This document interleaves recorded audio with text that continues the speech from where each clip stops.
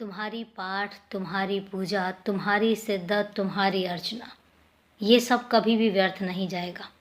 तुम जितनी शिद्दत से मंदिर की सीढ़ियाँ चढ़ते हो, तुम जितनी शिद्दत से अपने मंदिर की जोत जगाते हो, तुम जितनी शिद्दत से मेरी पूजा और अर्चना करते हो, तुम जितनी शिद्दत से मेरा नाम लेते हो, तुम जितनी शिद्दत से अपने घर के मंदिर के हर देवी देवता को पूजते हो, तुम जितनी शिद्दत से हर एक नाम की आराधना करते हो, वो सब चीज़ें बहुत अनमोल हैं और वो सब चीज़ें कभी भी व्यर्थ नहीं जाती।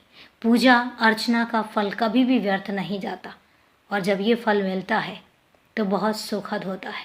तुम्हारे अंदर एक सुकून, तुम्हारे अंदर एक धैर्य देकर जाता है, तुम्हारे अंदर एक उत्साह देकर जाता है, तुम्हारे अंदर एक आत्मबल देकर जाता है।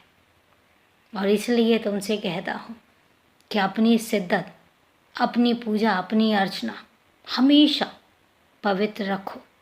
पवित्र का मतलब ये है कि किसी भी भगवान को लेकर तुम्हारे मन में कोई भेदभाव नहीं होना चाहिए। तुम मस्जिद के सामने से गुजरो तो तुम्हारा सर झुक जाए, तुम गुरुद्वारे के सामने से गुजरो तो तुम्हारा मत्था तुम्हें टेकने का मन करे, तुम चर्च से निकलो तब भी तुम्हारा सर श्रद्धा से झुकना चाहिए और ऐसा तुम करते हो।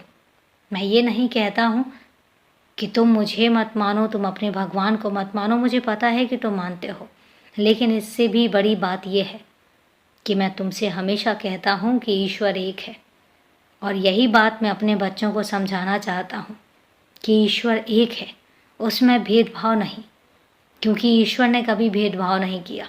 अगर ईश्वर भेदभाव करने पर आ जाता तो फिर वो मेरे बच्चों के विचारों के हिसाब से उनके साथ भेदभाव करता, लेकिन ईश्वर ऐसा नहीं करता, मैं ऐसा नहीं करता।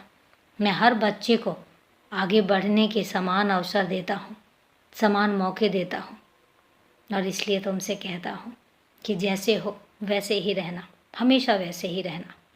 और अभी के लिए शुभ रात्रि मेरे बच्चे, सदा खुश रहो।